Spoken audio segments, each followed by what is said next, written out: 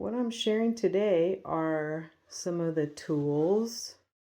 This big pile right here. All my messy tools. Some brushes. Lots of blade tools. Some big blade tools. All these different kinds of brushes. Here's a new one I'm working on.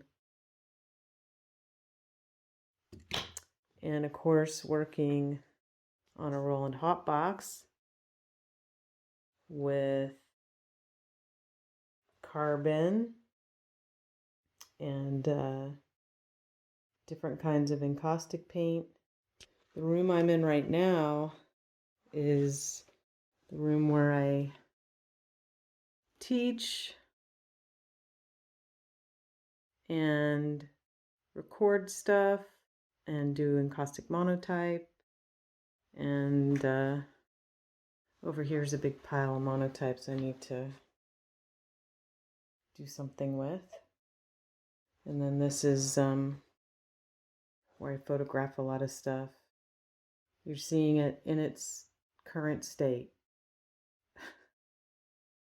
Kind of messy. All right then, let's get on to a quick demo.